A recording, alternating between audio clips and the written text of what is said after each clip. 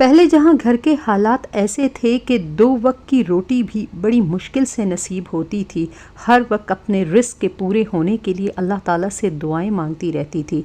लेकिन इस्तग़फ़ार की इस तरतीब के वजीफ़े को जब से शुरू किया है, अल्हम्दुलिल्लाह सुम्मा अल्हम्दुलिल्लाह, जो कारोबार है, जो मेरे शौहर का काम है, वो इस तरीके से बढ़ गया है कि अब ये समझ में नहीं आता कि किस तरह से क्लाइंट को मुतमईन किया जा सके और इतने सारे ऑर्डर्स को पूरा किया जा सके। बिस्मिल्लाहिर्रहमानिर्रहीम, अस्सलामु अलैकुम। इस्तग़फ़ार तो सभी लोग पढ़ते हैं, लेकिन मैं आपको बता दूं 7000 यानी 7 का जो ये अदद है, इस अदद में कुछ ना कुछ तो ऐसी बात ज़रूर है। चाहे आप 1500 मरतबा इस्तग़फ़ार पढ़े, चाहे आप 313 मरतबा इस्तग़फ़ार पढ़े, 500 मरतबा का इस्तग़फ़ार आप पढ़े, लेकिन जिस किसी को भी 7000 के इस्तग़फ़ार का ये अदद जो बताया है, इसके बाद जो कमालात, जो तब्दीलियाँ और जो मुशाहिदात उसने देखे हैं, इंसानी अक़ल वो समझने से कासिर है। अगर उन चीज़ों को आपसे बयान किया जाए तो शायद ऐसा ही लगे कि ये बंदा मुबालगा आराई से काम ले रहा है।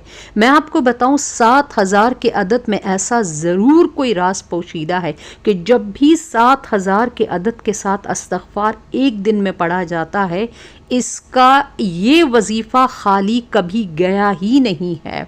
मतलब इस वजीफ़े के बाद इसको जब भी कोई बंदा शुरू करता है तो ये इतनी तेज़ी से काम करता चला जाता है। और जिस किसी को भी मैंने बताया है, सिर्फ यही पहले उनसे कहा है कि इस वजीफ़े को आप लोगों ने खालिसियतन अल्लाह ताला से तौबा और इस्तग़फ़ार की नीयत से इसको आपने पढ़ना है। ये नहीं कि दुनियावी मकसद मेरा पूरा हो जाए, लेकिन अल्लाह ताला का फ़ज़ल देखिए, उसका रहम और करम देखिए कि जब किसी ने भी अल्लाह ताला से ये रिपेंटेंस, ये अल्लाह ताला से तौबा और इस्तग़फ़ार, इसको जो दिल लगा कर शुरू किया है, उसने उसकी ज़िंदगी यकसर तब्दील करके रख दी है।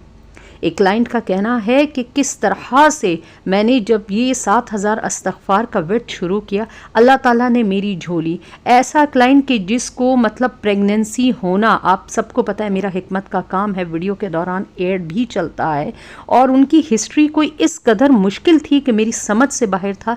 लेकिन इस हदीस को हमने याद किया कि भाई कोई भी बीमारी अल्लाह ताला ने ज़मीन पर ऐसी नहीं भेजी कि इसका इलाज मुमकिन ना हो।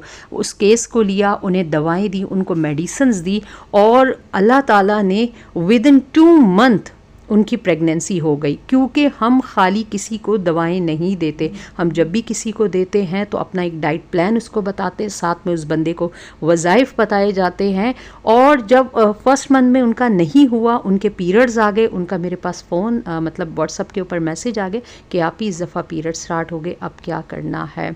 तो उनके आवाज़ में एक दर्द भी भरा हुआ था। खैर उनको दोबारा समझाया गया कि पीरियड के दौरान भी ये चीज़ें करनी है, ये सारा कुछ आपने करना है। और जब नेक्स्ट मंथ उनका मेरे पास आया कि आपकी पीरियड्स की डेट स्किप हो गई है, फिर उनका मेरे पास मैसेज आया कि 15 डेज़ ऊपर हो गए टेस्ट करवाती, क्योंकि वो डर इतना था कि वो टेस्ट भी जल्द नहीं करवा रही थी, कि उनको डर इतना लग रहा था। उन्होंने जब टेस्ट करवाया, कंफर्म हुआ, फिर जाकर लेडी डॉक्टर को दिखाया, अल्ट्रासाउंड कराया, सारा कुछ 100%। मैं आपको बताऊं, अब भी मुझे जब याद आता है ना कि उस केस में जो प्रोग्रेस हुई है ना, ये दवाएं भी ज़रूर थी, लेकिन जो वज़ाइफ उन्होंने जिस तरह से दिलजमी से किए, सारा क्रेडिट उन्हीं को ही जाता है। फिर एक बंदे का मेरे पास उन्होंने अप्रोच किया, उनको मैंने बताया कि भाई हस्बैंड का काम ऐसा है कि बच्चों को खाना खिलाना तक मेरे लिए बड़ा मुश्किल हो गया है। उनको मैंने कहा कुछ भी आपने नहीं करना, कुछ भी नहीं करना, आपने सिर्फ 7000 का जो ये इस्तग़फ़ार है ना, आपने एक दिन में पूरा करना है। और वो खुदा की बंदी, उसको तलब थी ना, उसको लगन थी ना, वो फजर की नमाज में इतना पहले उठती थी ना कि लोगों के उठने से पहले वो अपना 7000 मुकम्मल कर चुकी थी। वो जिसको लगन होती है ना, जिसको तड़प होती है, अब उसको तो पता था कि मेरे तो माशी हालात ऐसे है कि ये तो मुकम्मल जो है ना मुझे ख़त्म करता चला जा रहा है। उस बंदी जब लोग उठते थे उसका 7000 मुकम्मल हो चुका होता था, वो अपनी दुआ तक कर चुकी होती थी। और साथ में मैंने उनको बताया कि आपने 7000 की इस तरतीब के साथ दिन में 1 मरतबा 100 मरतबा दरूद इब्राहिमी तस्बीह के दानों पर आपने पढ़नी ही पढ़नी है।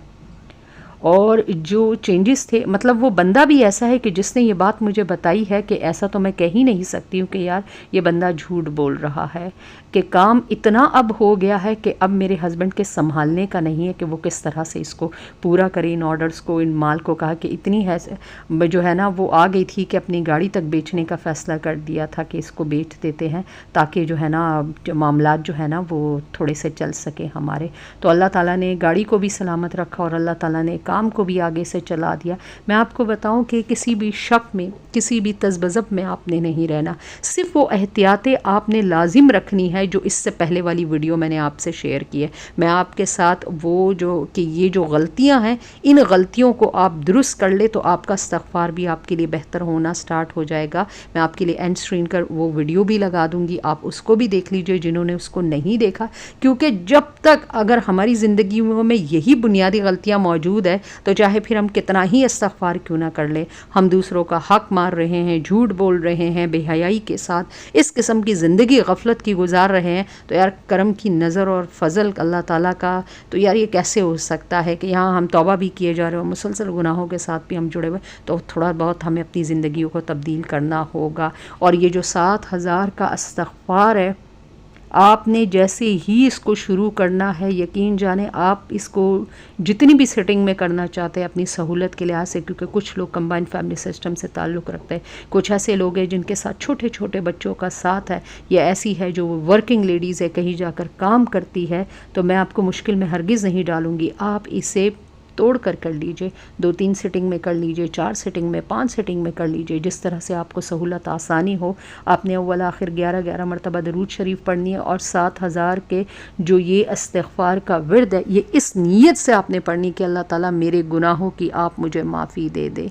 मैंने जाने अनजाने में जो भी कुछ किया, जो मेरी आँखों से सरज़द हुआ, जो मेरे कानों से सरज़द हुआ, जो मेरी ज़बान से सरज़द हुआ, जो मेरे हाथों और पाँव से सरज़द हुआ, अल्लाह ताला मैं आपने वजूद के हर उज़ू की आपसे माफ़ी मांगती हूँ। और अल्लाह ताला आप तौफ़ीक अता फ़रमा दीजिए कि जो तौबा मैं आपसे कर रही हूँ, जो इस्तग़फ़ार मैं कर रही हूँ, इसके ऊपर मुझे साबित कदमी से आप रहने दीजिएगा। मेरा दिल गुनाहों से आप उचाट कर दीजिए और मुझे अपनी तरफ माइल कर दीजिए और अपना क़ुर्ब मुझे अदा कर दीजिए। आपने अल्लाह ताला से ये दुआ ज़रूर करनी, क्योंकि हिदायत मिन जानिब अल्लाह होती है, ये कोई हम अपनी प्रैक्टिस से हासिल नहीं कर सकता। अल्लाह ताला जिसे चाहे हिदायत की ब्लेसिंग से नवाज देता है।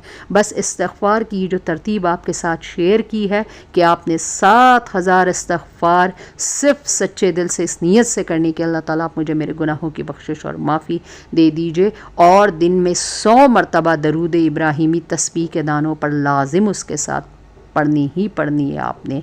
आप यकीन जानो, जो मौजज़ात होंगे, जो तजर्बात आपकी ज़िंदगी में होंगे, आप ख़ुद कहेंगे कि अगर मैं ये किसी से बयान करूँगा तो वो यकीन भी नहीं करेगा। लेकिन मैं आपसे कहूँगी कि इन चीज़ों को अपने हद तक ही रखा करें। ज़्यादा शोर शराबा अपने जो आपके करीब के सर्कल के लोग होते हैं ना, क्योंकि ये जो हसद का मादा है ये अहादीस से साबित है। हुज़ूर अकरम सल्लल्लाहु अलैहि वसल्लम का इरशाद है, मफ़हूम इस तरह से है कि अपनी खुशियों को और जो भी ब्लेसिंग से अल्लाह ताला आपको नवाजे तो इस तरह से समेट कर रखो कि दूसरों तक उसकी चर्चा मत किया करो, क्योंकि जो वो हसद है वो किसी भी इंसान को कब्र तक और ऊँट को हंडिया तक पहुँचा देता है। तो इन चीज़ों को अपने हद तक ज़रूर रखा करे। जस्ट फॉर द मोटिवेशन आपके साथ कुछ बातें मैंने शेयर की है कि जो इस्तग़फ़ार का वजीफ़ा है, ये चीज़ें बड़ी काउंट करती है और आपकी ज़िंदगी को यकसर तब्दील करके रख देती। अब तमाम बहनें से मैं गुजारिश करूँगी कि अपने सतर, हया और पर्दे का ख्याल रखें। अपने बालों को, अपने जिस्म को दूसरों मर्दों की नज़रों से ढक कर छुपा कर रखिए, ताकि अल्लाह ताला का फ़ज़ल सबसे पहले आपके ऊपर बनना तो शुरू करे ना। क्योंकि हमारा तो मोस्टली आजकल का लिबास भी ऐसा हो गया, पांचे औरतों के ऊपर हो गए हैं, मर्दों के नीचे हो गए हैं। ओढ़नियाँ जो चादरें हैं वो नेट के दुपट्टों में तब्दील हो गई हैं। और अल्लाह ताला जो है ना हिदायत नसीब करे, ये जो टेक्सटाइल की इंडस्ट्रीज़ है इस किस्म के दुपट्टे बना रही हैं। मैं तो समझ में ही नहीं आता कि ये इनमें तो छुपाने का कोई आंसर नहीं है। हाँ, अगर ये कोई ऑर्नामेंटल या डेकोरेशन के तौर पर लिया जा रहा है तो कोई और चीज़ है, बाकी दुपट्टे का मकसद उससे पूरा नहीं हो रहा। जो भी सूट और लिबास ख़रीदे तो इस बात का ख्याल रखा करे कि जो दुपट्टे चादरें वो बड़ी होनी चाहिए, वो आपके जिस्म को ढक सके, और अपने पर्दे का ख्याल रखा करे, क्योंकि अगर हम अल्लाह के हुक्मों के ख़िलाफ़ ऐलान जंग ख़ुद शुरू कर देंगे तो फिर आप बताएं कि फ़ज़ल कहाँ से होगा, रहम कहाँ से होगा, अल्लाह ताला की ब्लेसिंग कहाँ से हमारे ऊपर आएगी। तो अल्लाह ताला अपने उन्हीं बंदों को चुनता है ना जो अपनी ज़िंदगियों में तब्दीली लाने की कोशिश करते हैं, और उन जो आपके नफ्स जिस चीज़ के ऊपर आमादा करता है, आप अपने नफ्स के ख़िलाफ़ जहाद करते हैं और उसकी रज़ा की खातिर उस काम को छोड़ देते हैं जो कि उसकी नाराज़गी का सबब है, और उस काम को अपने लिए चुन लेते हैं जिसको करने में आपकी तबीयत में थोड़ी सी मुश्किल पेश आ रही होती है। तो अल्लाह ताला इन बातों से खुश होता है। दूसरों के लिए आसानियाँ पैदा कीजिए। अल्लाह ताला आपको और मुझको न सिर्फ इस दुनिया में खैर और आफ़ियत नसीब फरमाए, बल्कि आखिरत की भी खैरियत और आसानी और आफ़ियत नसीब फरमाए। अल्लाह ताला बग़ैर हिसाब किताब के जन्नतुल फ़िरदौस का मामला करे, क्योंकि अगर हिसाब किताब मेरा और आपका हुआ तो किसी के पास भी जवाब नहीं होगा किसी भी एक नेमत का।